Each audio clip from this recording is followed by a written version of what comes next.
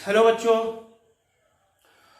पिछले क्लास में हम लोग फंक्शन के बारे में स्टार्ट किए थे, जिसमें हम लोग इंट्रोडक्शन पे बात कर रहे थे। आज हम लोग क्लासिफिकेशन के बारे में बात करेंगे।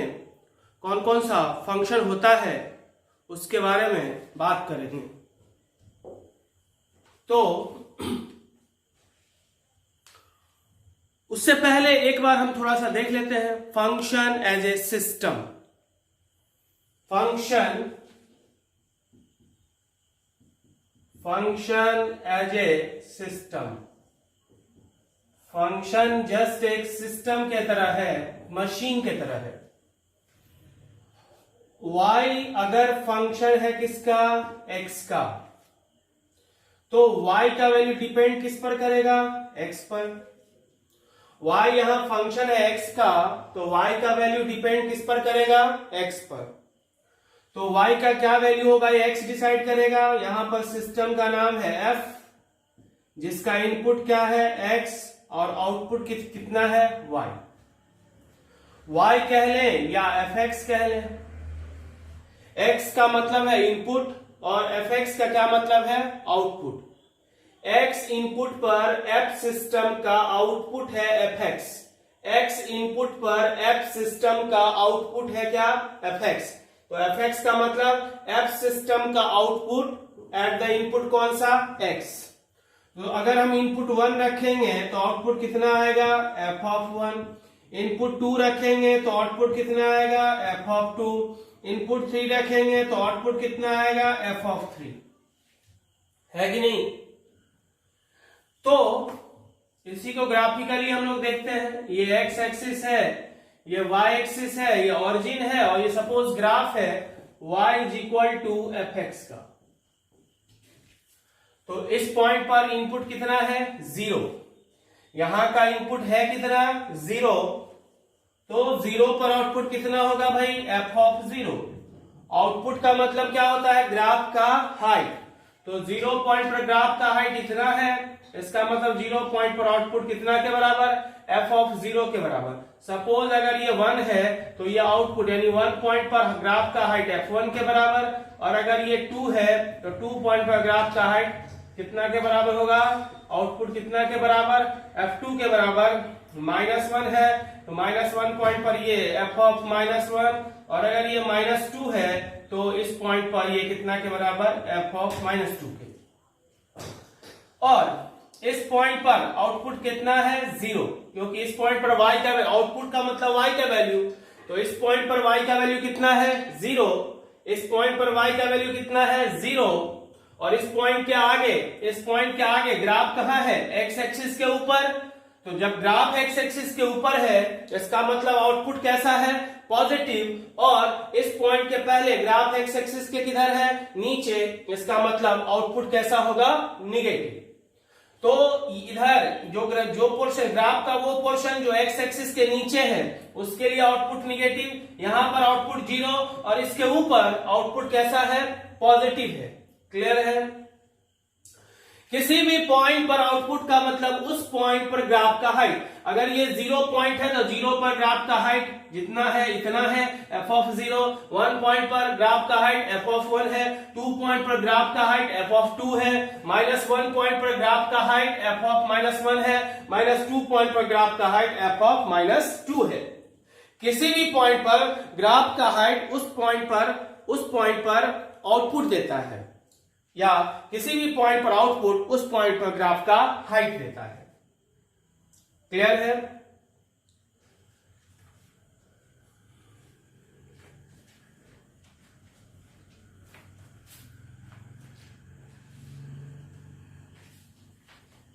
अब हम लोग कौन कौन सा फंक्शन है उसके बारे में एक एक करके हम लोग पढ़ते हैं।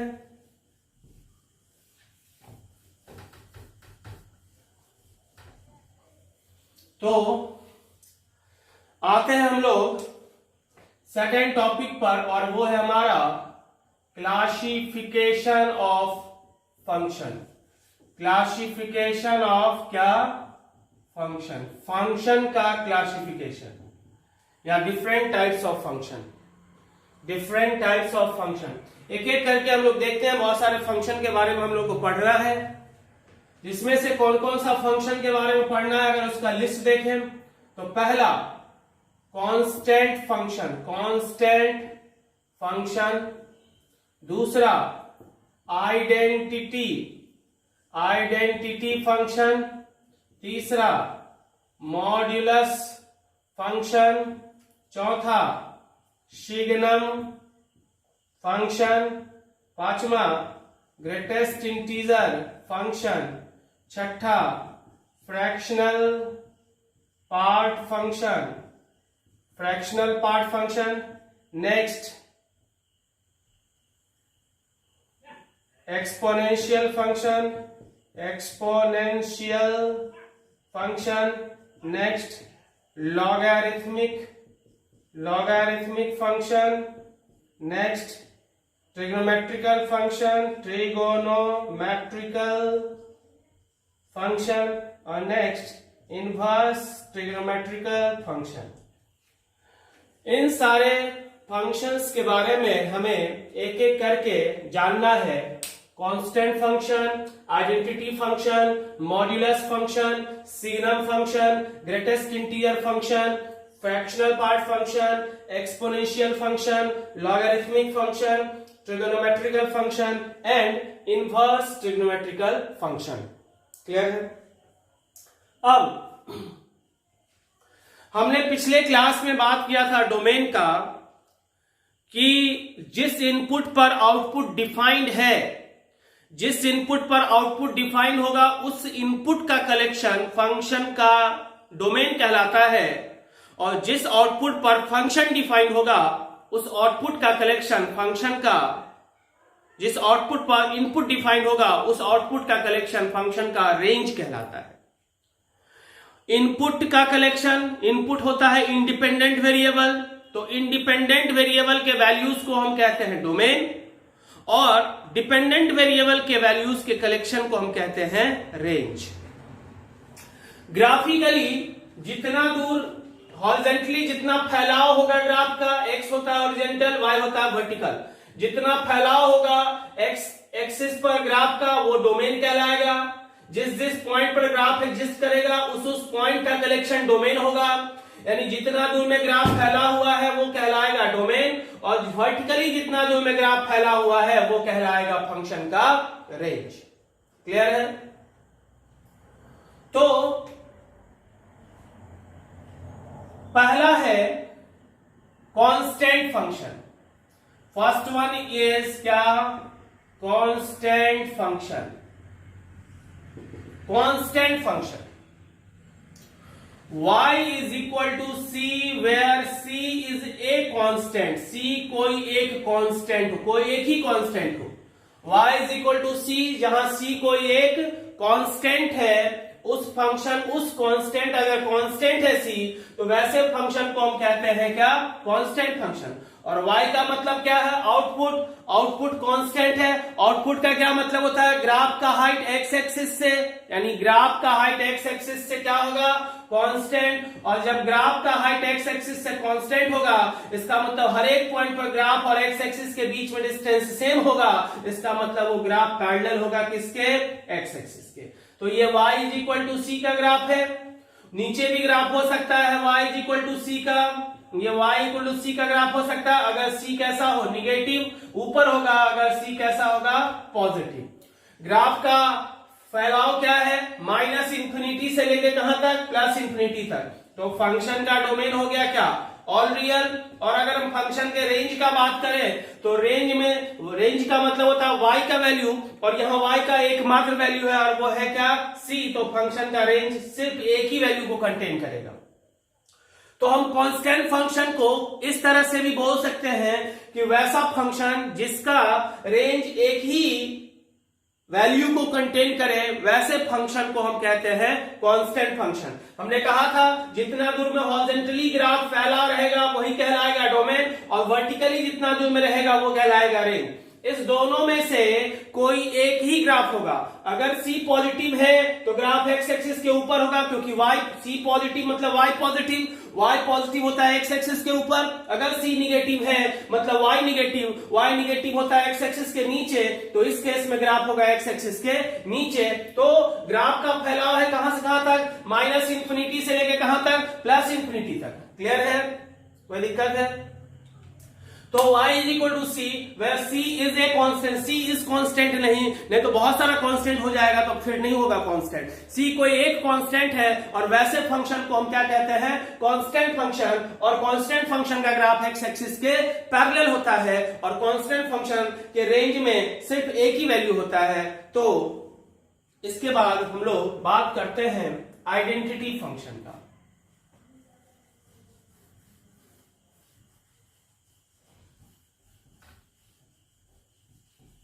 So second one is constant function हो गया। दूसरा फंक्शन है हमारा आइडेंटिटी फंक्शन। आइडेंटिटी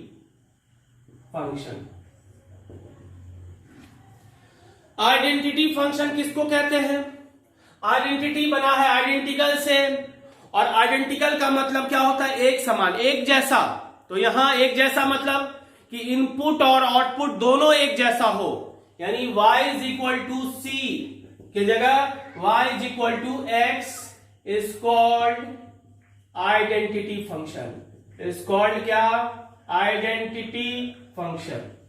और चूंकि अब इसके ग्राफ को अगर देखा जाए तो ग्राफ जो होगा वो स्ट्रेट लाइन होगा, क्योंकि लीनियर इक्वेशन है और यहां कांस्टेंट टर्म नहीं है। तो दुनिया का कोई भी कर्व जिसमें कांस्टेंट टर्म ना हो उसका ग्राफ हर हाल में पास करता है। कहां से, ओरिजिन से।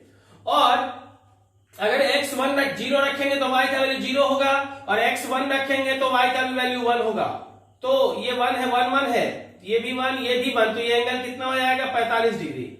ये 1 है, ये 1 है, और ये भी 1 है, तो ये एंगल कितना हो गया, 45 डिग्री। यानी बाइसेक्टर होगा फर्स्ट क्वाड्रेंट का, बाइसेक्टर। ये हो गया y is equal to x.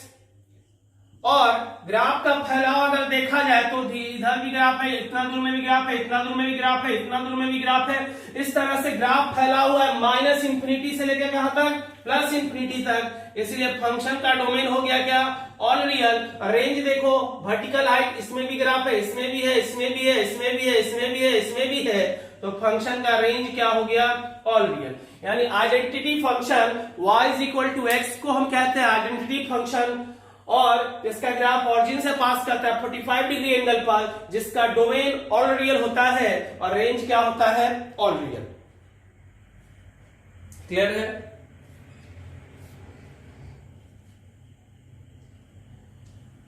तीसरा है मॉड्यूलस फंक्शन। क्या है, मॉड्यूलस फंक्शन। Modulus function.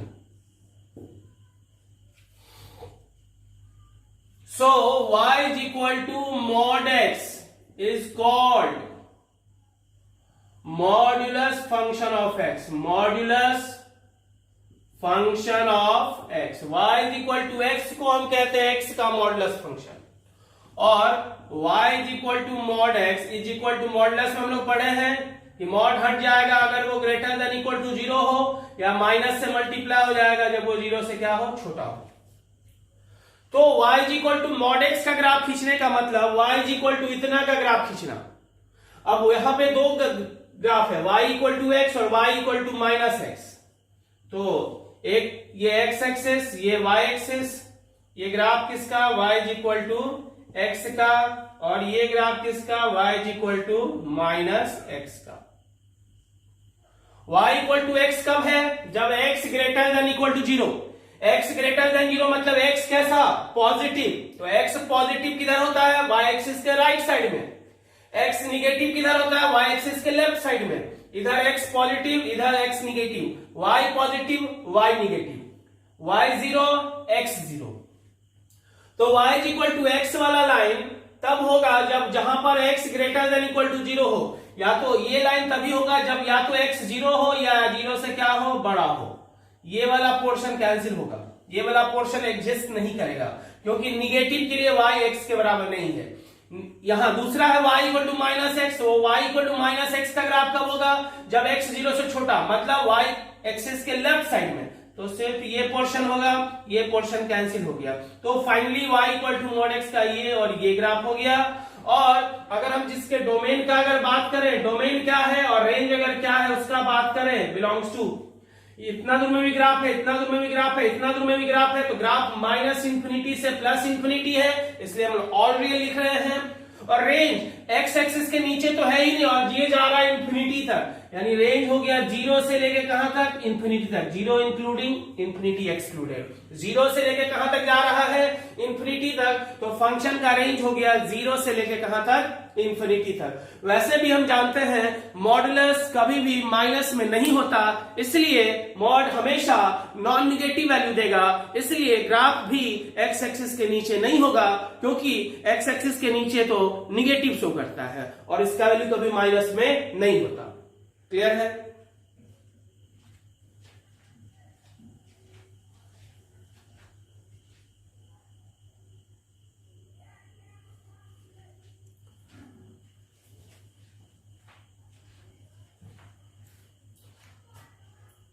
चौथा फंक्शन जिसका नाम है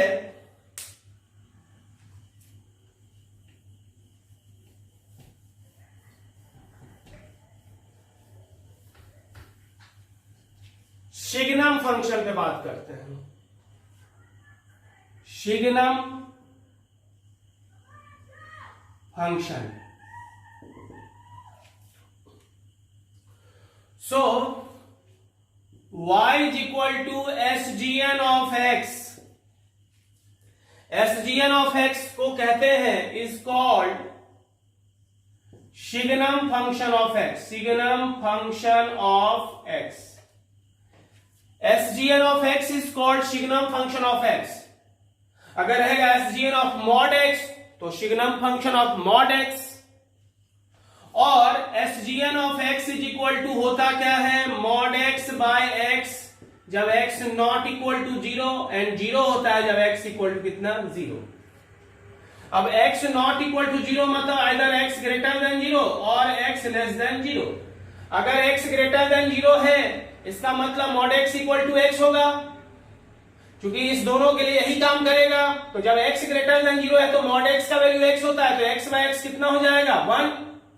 तो इस केस में वैल्यू कितना देगा, 1। और जब x 0 से छोटा है तो mod x इक्वल टू कितना होता है, minus x, minus x by x कितना होता है, -1। तो जब x 0 से छोटा तो वैल्यू कितना देगा, -1। सो फाइनली हमारा 3 वैल्यू आया, एक तो -1 आया जब x 0 से छोटा, x इक्वल टू 0 पर तो 0 पहले से ही था, और तीसरा 1 है जब x ग्रेटर देन कितना, 0, यानी SGN ऑफ x। x का SGN -1 है जब x 0 से छोटा है, x का SGN -1 है जब x 0 से छोटा है, x का SGN 0 है जब x 0 के बराबर है, और x का SGN 1 है जब x 0 से बड़ा है। इसका मतलब SGN निगेटिव का SGN -1 होता है, ये बहुत ही important point. SGN of negative is equal to -1, SGN of positive is equal to +1 and SGN of 0 is equal to कितना, 0। बहुत ही इंपॉर्टेंट पॉइंट कि निगेटिव क्वांटिटी का सिग्नम वैल्यू -1, पॉजिटिव क्वांटिटी का सिग्नम वैल्यू +1 और 0 का सिग्नम वैल्यू कितना होता है, 0। तो पॉजिटिव मतलब ग्राफ एक्स एक्सिस के ऊपर, निगेटिव मतलब ग्राफ एक्स एक्सिस के नीचे, और 0 का मतलब ग्राफ एक्स एक्सिस पर। तो जितना जहां जहां ग्राफ पॉजिटिव होगा वहां पर सिग्नम वैल्यू 1 होगा, जहां पर ग्राफ निगेटिव वैल्यू देगा वहां पर सिग्नम वैल्यू -1 होगा, और जहां पर 0 ग्राफ वैल्यू देगा वहां पर सिग्नम वैल्यू कितना होगा, 0। तो इस कॉन्सेप्ट को भी खींचेंगे, यूज करके हम लोग ग्राफ आज खींचेंगे। फिलहाल इसका डायरेक्ट पहले खींचते हैं। तो यहाँ 3 पोर्शन है, एक तो y इज इक्वल टू 1, ये रहा y इज इक्वल टू 1 का ग्राफ, दूसरा y इज इक्वल टू -1, ये रहा y इज इक्वल टू -1 का ग्राफ, और तीसरा y इक्वल टू 0 कब, जब x बराबर 0, मात्र एक पॉइंट, ये सिर्फ ऑरिजिन वाला पॉइंट। y का वैल्यू -1 कब है, जब x 0 से छोटा। यानी -1 वाला ग्राफ तब होगा जब x 0 से छोटा है, मतलब y एक्सिस के लेफ्ट साइड में। ये कैंसिल हो जाएगा, y एक्सिस के लेफ्ट साइड मतलब y एक्सिस को टच भी नहीं करेगा, इसलिए ओपन इंटरवल यहां लगेगा। ओपन इंटरवल शो कर रहा है कि y एक्सिस के जस्ट पहले इधर ग्राफ होगा। y इक्वल टू 1 वाला कब है? जब x 0 से क्या है, बड़ा, मतलब y इक्वल टू 1 वाला लाइन ग्राफ तब होगा जब y एक्सिस के राइट साइड में होगा, y एक्सिस को टच भी नहीं करेगा, इसलिए ओपन इंटरवल सो इधर। यानी फाइनली ये कैंसिल हो गया, तो ग्राफ हमारा ये और ये पॉइंट एकमात्र पॉइंट ऑरिजिन है। अगर इसके हम डोमेन का बात करें और रेंज का बात करें तो क्या होगा? डोमेन -इंफिनिटी से 0 के पहले भी ग्राफ है, 0 पॉइंट पर भी ग्राफ है और 0 से लेकर इंफिनिटी में भी ग्राफ है, इसलिए डोमेन हो गया क्या? All real. अब रेंज का बात करते हैं तो -1, 0 और 1। रेंज हमेशा -1, 0 और 1, इस तीन के अलावा कोई वैल्यू नहीं होगा। किसी भी फंक्शन के सिग्नम फंक्शन का किसी भी एक्सप्रेशन या कोई फंक्शन है उसके सिग्नम का वैल्यू -1, 0 और 1 के अलावा कुछ नहीं हो सकता। तो हम इंपॉर्टेंट पॉइंट हमारा ये है, यहां तक 11th के बेस्ट लेवल पे है। अगर हम थोड़ा सा सोचें, ये इस बात को हम समझ चुके हैं कि निगेटिव का सिग्नम वैल्यू -1 होता है, पॉजिटिव का सिग्नम वैल्यू 1 होता है और 0 का सिग्नम वैल्यू कितना होता है? 0। तो उसके बेस पर अगर हम ग्राफ खींचे तो खींचते हैं उसके बेस पर। तो इसके लिए क्या करेंगे देखते हैं। y equal to SGN of x का ग्राफ खींचते हैं। तो पहला ग्राफ खींचेंगे हम y इक्वल टू x का, फर्स्ट ग्राफ खींचेंगे y इक्वल टू किसका? x का, फिर यहां से खींचेंगे SGN ऑफ x का। तो y इक्वल टू x का ग्राफ तो अपने को पता है, ये x एक्सिस y एक्सिस, और ये सब सारे टॉपिक को एकदम याद करके रखेगा जैसे ABCD याद है। ये y इक्वल टू x का ग्राफ है। हमने क्या कहा? निगेटिव का सिग्नम वैल्यू -1, पॉजिटिव का +1 और 0 का सिग्नम वैल्यू 0। तो 0 कहां पर है? इस पॉइंट पर, इसलिए सिग्नम वैल्यू 0। इस पॉइंट के आगे, इस पॉइंट के राइट साइड में ग्राफ x एक्सिस के ऊपर है, इस पॉइंट के जस्ट बाद ग्राफ x एक्सिस के ऊपर चला गया और हमेशा ऊपर ही है, इसलिए इस पॉइंट के जस्ट बाद सिग्नम वैल्यू कितना हो जाएगा? +1। और इस पॉइंट के पहले ग्राफ x एक्सिस के नीचे है, इसलिए इस पॉइंट से पहले सिग्नम वैल्यू कितना होगा? -1।